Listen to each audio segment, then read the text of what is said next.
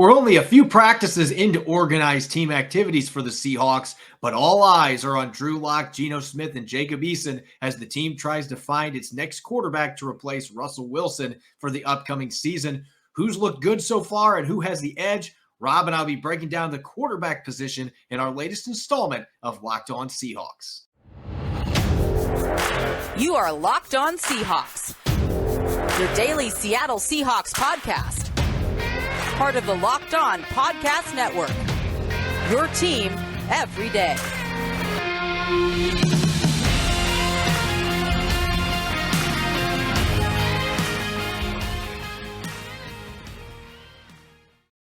Greetings, 12s. This is Corbin Smith, your host for Locked On Seahawks. Join me as always for our Thursday episode, my co-host in crime, Rob Rang. Thanks as always for making Locked On Seahawks your first listen 5 days a week. We greatly appreciate it. We got another loaded episode coming your way. We're going to be answering your questions in our weekly mailbag segment. Plus, we're going to be continuing our position-by-position depth chart review at the quarterback spot, the most important position in professional sports, and the Seahawks have a pretty big opening there with Russell Wilson being in Denver. We're going to check out the latest in the competition between Drew Lock, Geno Smith, and Jacob Eason. Now for your lead story here on Locked On Seahawks.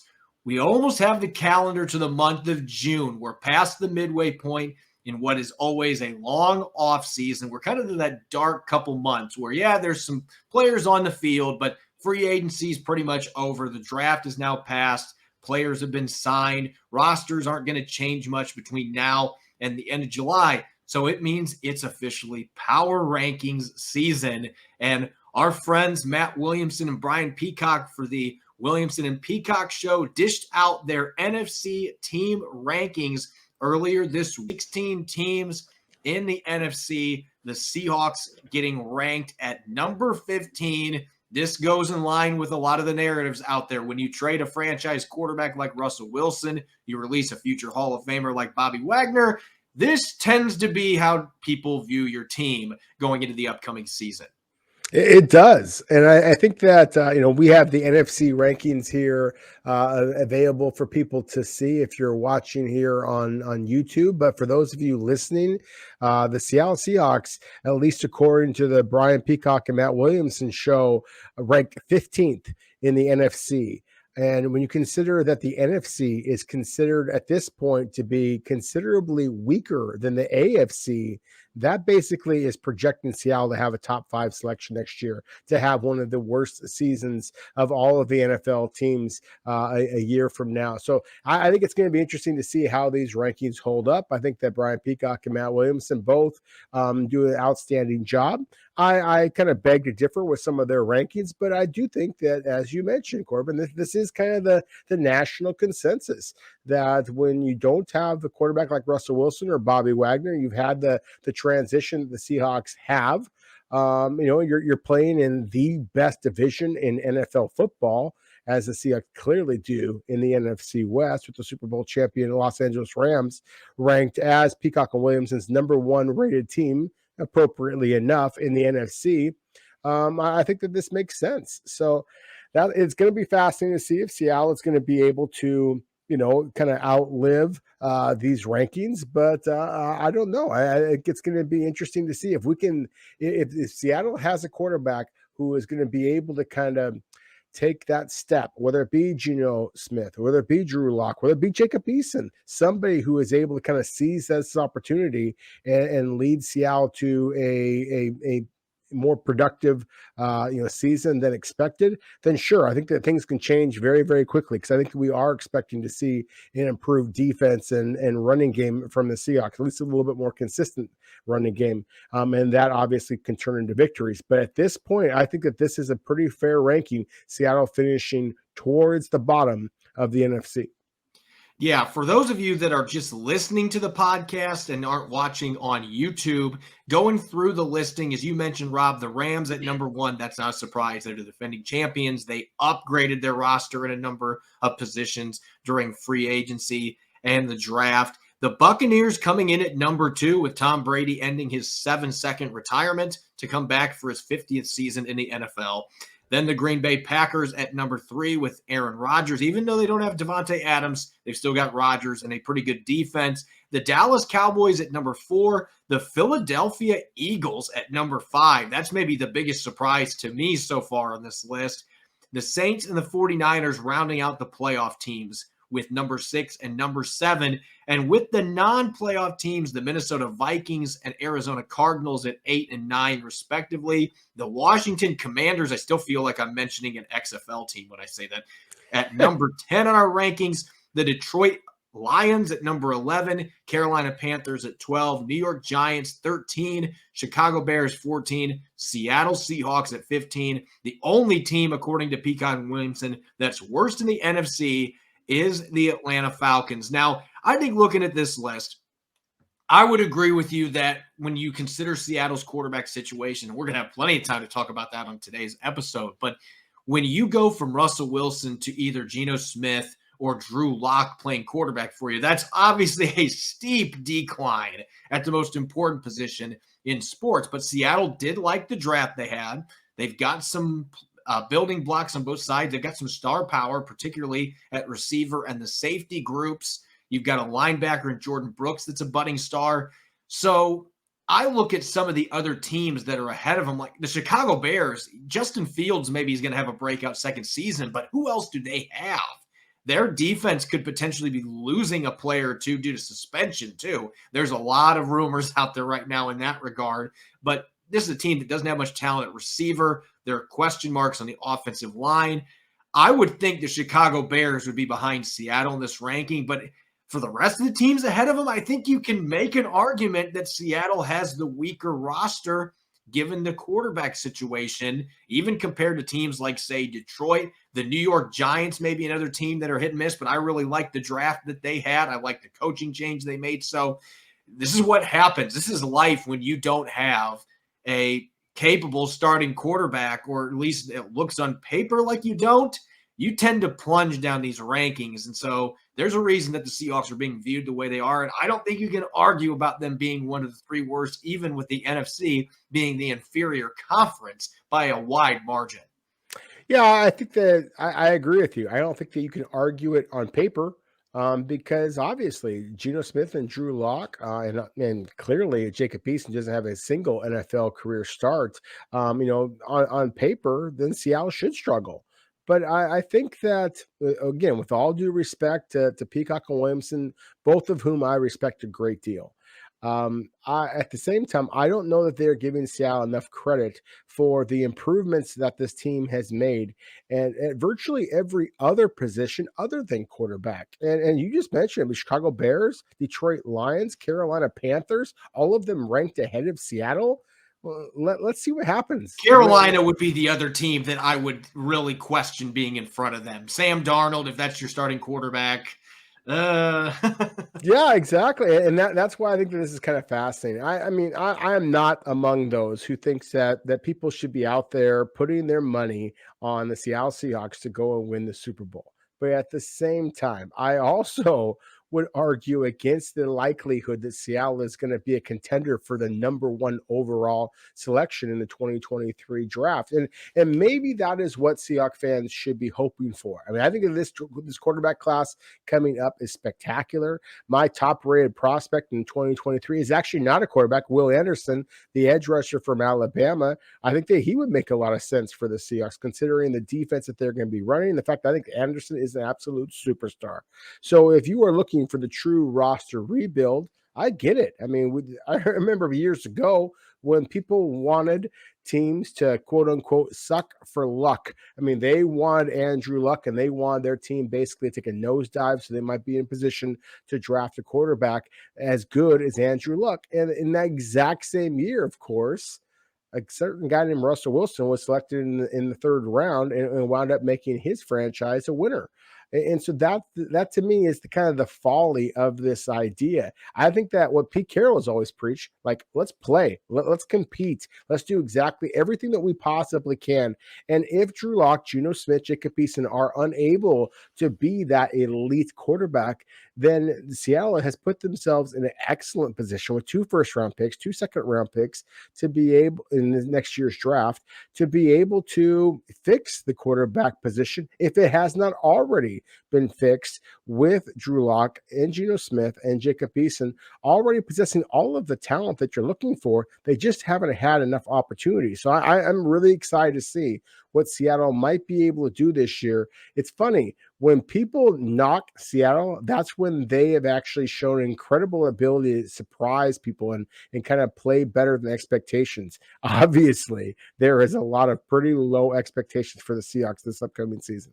And it's understandable. Like you said, there's a chance that they could exceed those expectations, but there aren't very many rosters out there, especially when you consider the weight of the quarterback position. There are not many rosters out there that you would put below the Seahawks. There's maybe a few that they'd be on par with, but there's a reason that the narrative's out there. Now, they'll be looking to prove that wrong. And Pete Carroll is so competitive that his team is going to follow suit. They're not going to be going out there looking to lose games. So we'll be revisiting these rankings down the line and seeing which teams they pegged right in terms of being playoff teams, which teams at the bottom ended up not being good, and which surprises emerged. Maybe the Seahawks could be one of those surprises. When we return, we are going to be tackling your questions in our weekly mailbag segment, some NFL questions, some college questions, maybe some ownership questions coming up from you, our valued listener. We've been asking, and Built finally delivered. Built granola bars are here. I've been getting messages from listeners about this for months.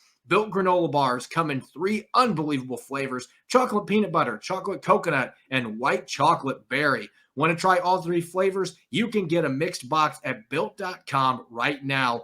These are so different from the bars and the Built Bar Puffs.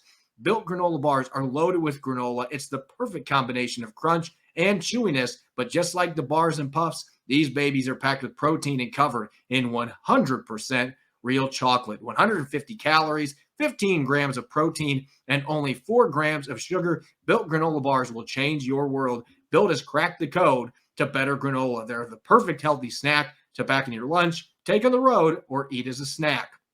So if you've been waiting for a healthy, delicious granola bar to hit the market, this is your time. Head to Built.com right now to get the Built granola bars. 3 delicious flavors to try. Again, chocolate peanut butter, chocolate coconut, and white chocolate berry. You don't want to miss out. Get yours today. Go to Built.com and use the promo code LOCK15, and you'll get 15% off your next order. That's LOCK15 at Built.com for 15% off your next order. You're listening to the Locked On Seahawks podcast, Thursday edition. I'm your host, Corbin Smith. Joining me as always, my co-host in crime, Rob Rang. Thanks for making Locked On Seahawks your first listen 5 days a week. And make sure to check out the Locked On Sports Today podcast for your second listen. The biggest stories of the day, plus instant reactions, big game recaps, and the take of the day. It's available on Odyssey, YouTube, and wherever you get podcasts. As we do a lot of our Thursdays, it's time for our weekly mailbag segment. Tons of questions from you, our listeners. So let's get to it. First one here for Rob from Ethan Ludlum. How would you compare Drew Lock and Geno Smith's skill level to Jared Goff? And what reason is there to think that they can produce to a similar level as Goff did in McVay's offense, assuming some of the same concepts are used by Shane Waldron?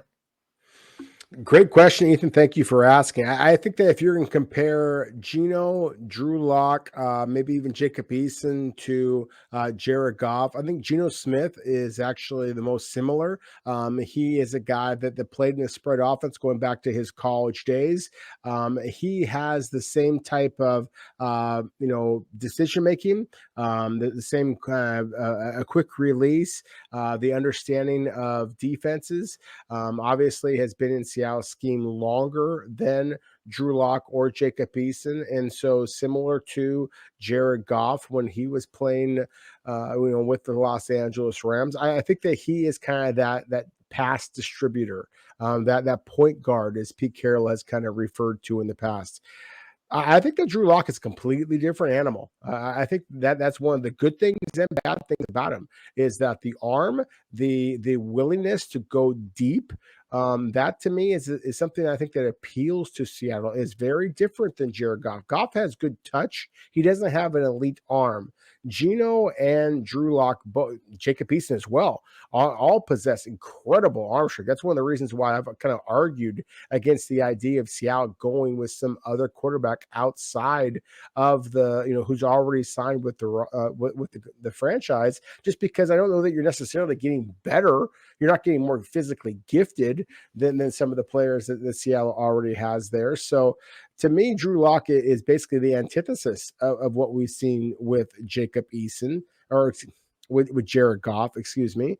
I think that Drew Lock is actually a lot more comparable to Matthew Stafford, who the Rams made that trade for, and obviously, that wound up working out beautifully for them in that he does have that big arm. He does have enough athletic ability. He does have that kind of just a little bit of a chip on his shoulder that I think they actually can be very successful. But at the same time, like Matthew Stafford, he is willing to trust his big arm and throw the ball into coverage. And that would be the biggest concern I have with Jacob Eason as well. So again, to me, the biggest area of concern I have is that none of these quarterbacks have proven over the long haul that they can be successful, as a starting quarterback. But when you consider the defense and the running game that Seattle offers, I think that all of them can be successful. In my opinion, Drew Lock is the guy who I think is most likely to be successful in Seattle's scheme. Looking at our next question, this one coming from LED tweets, how has Marquise Goodwin looked? What is his role? Do you expect him to make the 53-man roster? So I've gotten to see Marquise Goodwin on the practice field for about 25 minutes in a Seahawks uniform. So I'm not going to sit here and say that I've got extensive views on how he looks running routes. I mean, I can tell you one thing. He still looks very fast. I don't know that he's 4.27 40-yard dash speed fast anymore because he's 31 years old, but he can still fly. And Pete Carroll loves receivers that can run like track stars. And this guy literally was a track star. He was on the U.S. Olympic track team and competed in the Olympics in 2012. So he is an elite athlete. Even at his age, is still a guy that can fly. You can play him in the slot. You can play him at the outside. He can return kicks. Hasn't done that for several years, but he has prior experience doing that. So with that versatility, with the speed, the fact that he has played a lot of games in the NFL, there's definitely a chance that he could make this 53-man roster. But I view this as one of those late free agent ads that is kind of a 50-50 deal, especially with the depth, the youth that the Seahawks have at receiver. If I had to make a projection right now, I would say that he doesn't make the 53-man roster, but he certainly has an opportunity to because of his versatility, his route running savvy, and his top-of-the-line speed that he still possesses. Paul Suppipat tweets, do you think Jacob Eason could have a realistic shot at becoming a starter, or could he just be a longtime backup for Seattle? Rob, you were just talking a little bit about the quarterback situation. Eason's name has not been floated out there very much, but he's still on the roster. There's a reason they claimed him off waivers last year. So where does he fit into this? It's an excellent question. Thank you again for asking. I think that he absolutely has the physical talent to be a starting quarterback in the NFL. I just don't know that he has the want to.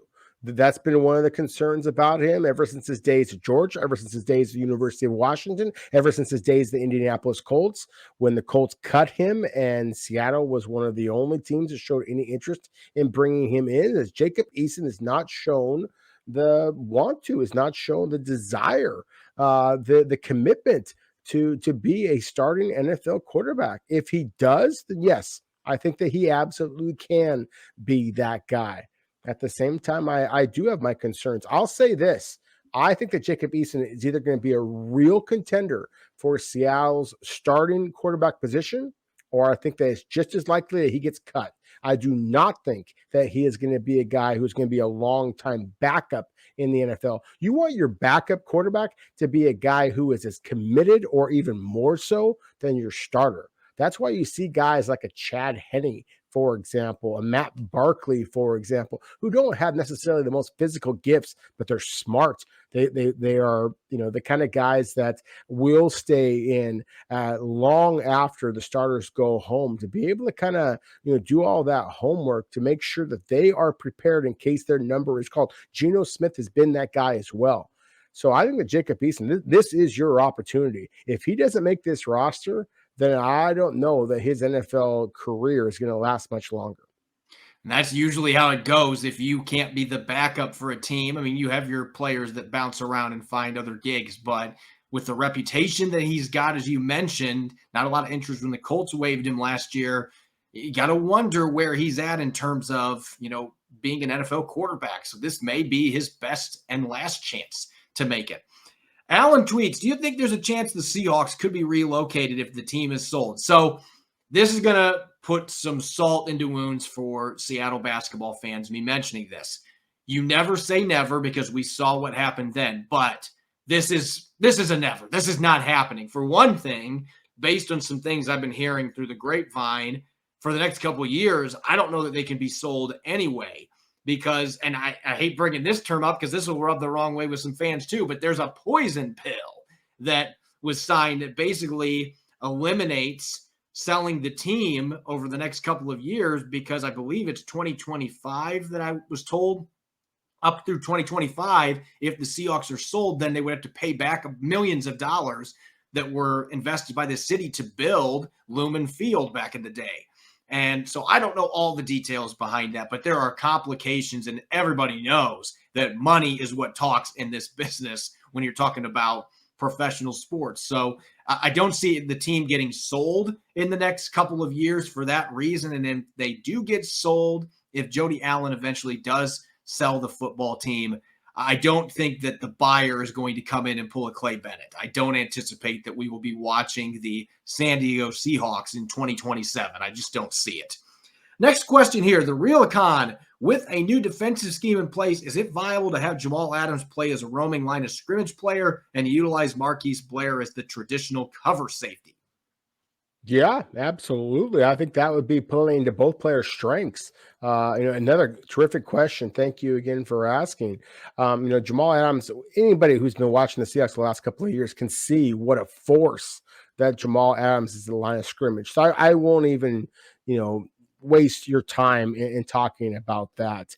But there may not be a lot of fans out there who saw what a playmaker that Marquise Blair was deep in coverage at the University of Utah.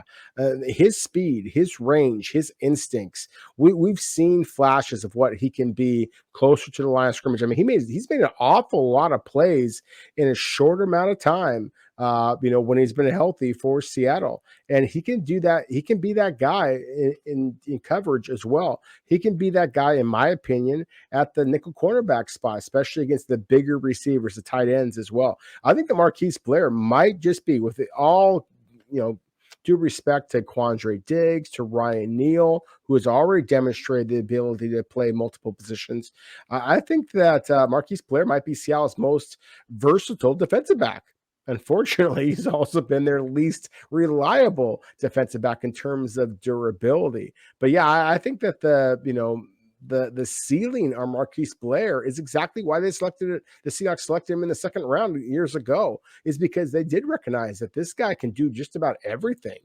And so, yes, I do think if Sean Desai is going to get the opportunity to do what he did previously in Chicago and utilize an awful lot of three safety looks, then I think that there is absolutely a possibility that Seattle will ask Jamal Adams to come up to the line of scrimmage and be that feared pass rusher, and then allow Marquise Blair and Quandre Diggs to be able to kind of roam in space and create havoc. And that might be the best possible scenario for Seattle secondary.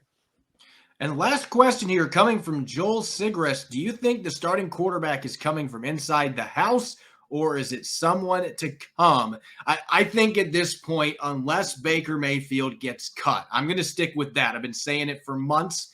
If Baker Mayfield gets cut by the Browns and becomes a free agent, and the Seahawks can get him for veteran minimum, the rest of the salary paid by the Cleveland Browns, then I think Seattle will definitely be a strong player to make that happen. I just don't see them trading for him. I think when Pete Carroll has said they're not going to be trading for a quarterback, that's not in their plans. I believe it at this point. They didn't draft a quarterback. They didn't make any other bold moves. They're not going to give up assets to pay Baker Mayfield even a small chunk of the contract that he is owed. If he gets cut, then that may change the ball game. But right now, I think that the starting quarterback is in-house. I think they're going to go with one of the three guys that's competing for the position right now. And speaking of those three players, we're going to continue breaking down this quarterback battle. We're now a week into OTAs. Have we learned anything over these first few practices? Where does the competition stand? We're going to be breaking that position down in our position-by-position depth chart. So let's get to it, Rob. Looking at our depth chart here, as we've mentioned throughout the show, the Seahawks only have three quarterbacks on the roster right now. Levi Lewis was with the team for about 6 minutes, and then they cut him. They don't have any other quarterbacks on the roster. They filled that opening with Marquise Goodwin on Monday. So they're going into this next portion of OTAs and eventually mandatory minicamp, Rob, with just these three quarterbacks. None of them have a winning record as a starting QB in the league. Jacob Eason has never started a game. Geno Smith had a really rough couple seasons in New York when he was a full-time starter. There were flashes, but not enough of them. Had a couple injuries that ended up setting him back. And Drew Lock went 4-1 his rookie year. After that, it's been a disaster. Lost his starting job to Teddy Bridgewater in Denver a year ago. So that's the cast of characters. And now we've had a couple practices to see what these guys can do on the field. The competition's been jump-started. I don't know how much it's been jump-started because this is fake football, as Pete Carroll called it. But the competition is truly on now with Drew Lock and Geno Smith, to a lesser extent, Jacob Eason now on the field. Yeah, and I understand the Seahawks fans, they want to win. I mean, every NFL fan out there wants their teams to win, of course. But the talent evaluator in me absolutely loves these opportunities to see, hey, what do you got? Let's see. I mean, you have Geno Smith who's been just starving for an opportunity to prove that he is a legitimate NFL starter. Drew Lock as a second-round pick, same thing that Geno Smith was, of course, as well, several years prior to that. He is just begging for this opportunity. I mean, he did flash, as you said, in his rookie season at Denver Broncos. And then, the Broncos had a defensive-minded head coach in Vic Fangio, a guy who was never viewed as a guy who was likely to spark a lot of creativity on offense. And I think that really kind of hurt Drew Lock. And then Jacob Eason, I mean, I'll say this, Corbin. I was there in person, watched the way that Jacob Eason, then a quarterback for the University of Washington, in the way that he threw the ball against Justin Herbert, then a quarterback for the University of Oregon. The way that Justin Herbert has ascended into one of the NFL's best young quarterbacks with the Los Angeles Chargers, he threw 4 touchdowns that game against 0 interceptions in playing in Seattle against UW. Jacob Eason threw 3 touchdowns that game against 0 interceptions. Actually had a better completion rate, threw for more yards. That was a back and forth game between two quarterbacks who I view as legitimate NFL starting caliber guys. Again, Herbert has ascended to becoming one of the NFL's best young quarterbacks. Jacob Eason is basically on the last opportunity for him to stick with the NFL roster. It's not about talent. So I think that Seattle has actually positioned themselves beautifully here. They either are going to give one of these guys their final opportunity to be an NFL starter, or they're in great position to be able to take advantage of a 2023 draft class at quarterback that is loaded. And so, yeah, I think that you look at this quarterback class that the Seattle has, the 3 guys that they've got, I do not expect them to go outside of who is currently on the roster, because I see 3 guys who have starting NFL caliber talent. Now, will one of them ultimately ascend and become that guy? It remains to be seen. But I can tell you this, Geno Smith, Drew Lock, and certainly Jacob Eason never had the offensive line. They never had the receivers. They never had the tight ends. They never had the play callers that they currently have in Seattle. So, gentlemen, start your engines. Let's see what you got. You are getting a golden opportunity. So I'm excited to see how training camp, OTAs, how it's all going to play out. This is a golden opportunity for the three players, but I can't share the glowing optimism that Rob Rang brings to the show on this topic, because these guys, again, two of them have losing records. One of them doesn't, because he's never been a starter, never been able to get a starting job. And so for me, it's a lot easier to be a skeptic on this. Now, I do see the flashes on tape. I thought Geno Smith played pretty well for the most part in the 3 starts that he had for Seattle last year. I thought he played admirably coming in for an injured Russell Wilson against the Rams. He nearly pulled off the comeback. So there was a lot of good things to glean from those games. Drew Lock, the tape from last year was pretty rough. The year before, the tape was pretty rough. Rookie season, and there were flashes, but even though we went 4-1, it was pretty rough. And so looking at this quarterback situation, I guess I'm looking at it as, yeah, one of these guys could end up being decent, could be a quality game manager. You have a good run game to go with them with the weapons they have. Then maybe this offense can soar above expectations. But right now are basically down with the earthworms. The expectations are as low as they can be for an offense, even with the weapons they've got, and it's because of the quarterback position. So with that said, let's look at the top 2 guys, because I think you and I would agree, unless Jacob Eason just suddenly figures it out. Maybe the light switch clicks on in training camp and Eason starts dropping dimes downfield to DK Metcalf, and then suddenly Pete Carroll and Shane Waldron are like, hey, this is a 3-way competition now. Let's get the youngster in there. I don't see that happening. So it really boils down to Geno Smith against Drew Lock. And you and I, we often agree on things. I think that this is one competition that is ongoing, that's going to last deep into training camp in the preseason, where you and I are on a little different tangent.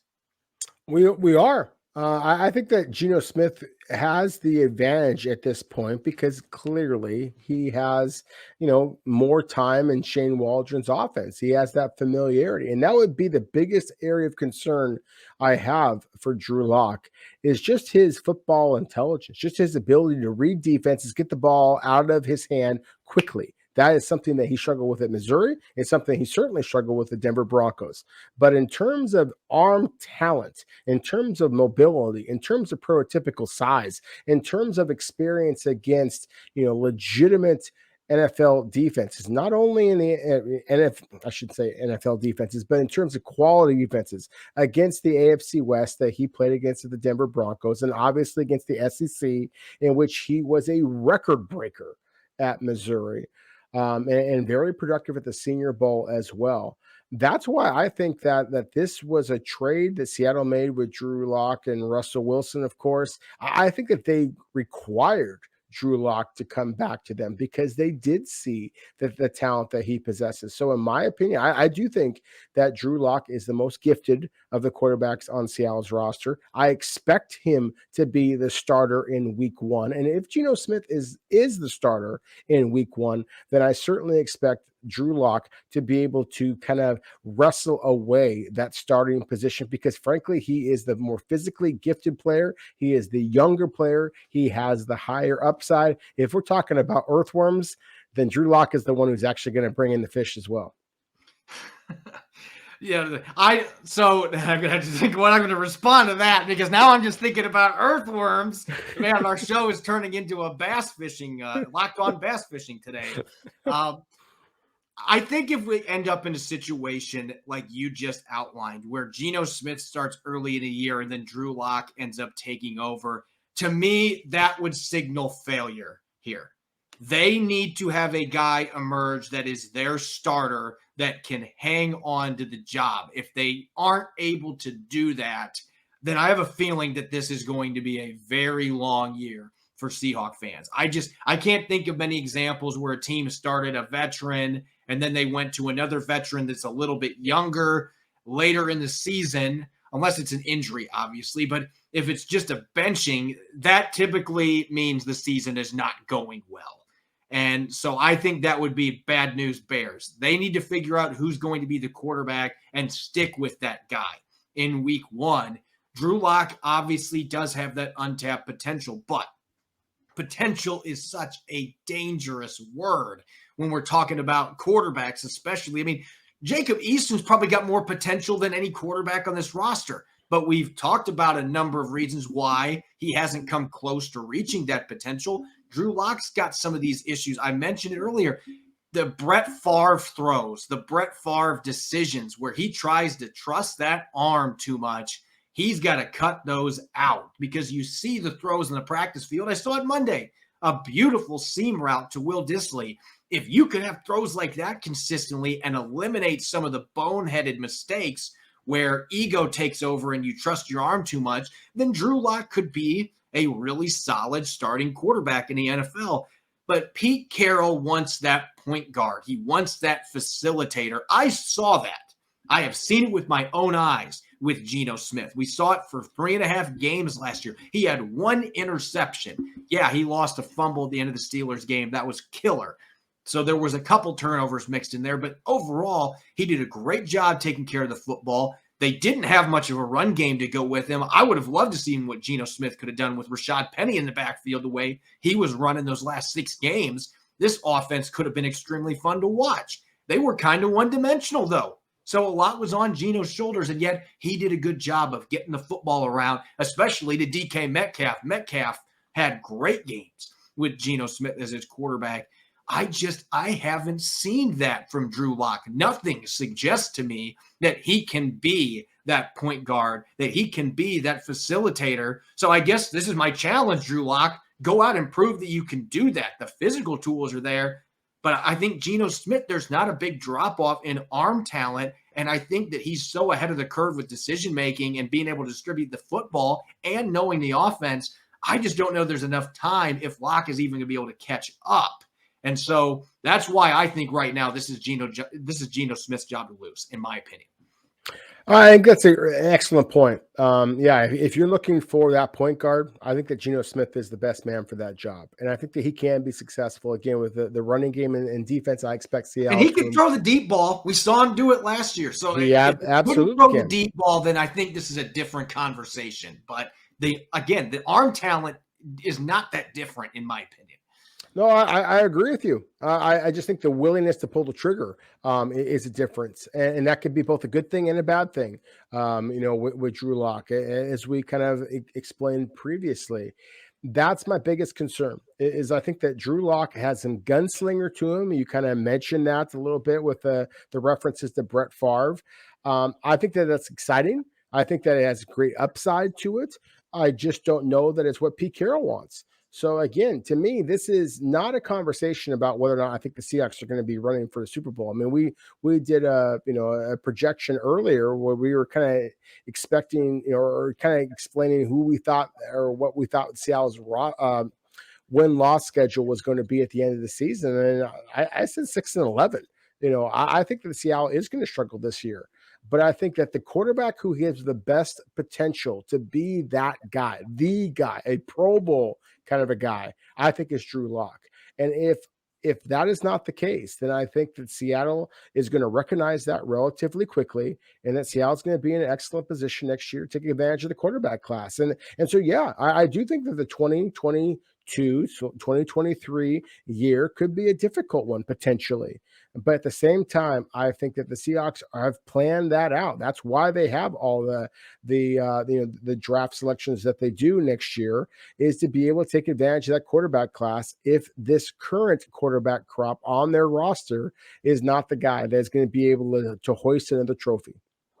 It's still very early in the process. It's May 26th. There's only been 3 OTA practices. We've seen the Seahawks have been doing whatever they can to campaign for both of these quarterbacks. Today, there was a video on their social media accounts, Drew Lock dropping a dime to Tyler Lockett. The other day, they had video of Geno Smith making a nice pass. So who knows? Even social media is not giving away who's going to be the starter for the Seahawks. We got a long haul until that decision is going to be made. And I think this is going to be a tight battle back and forth for better or worse before they decide their quarterback once we get to training camp and the preseason.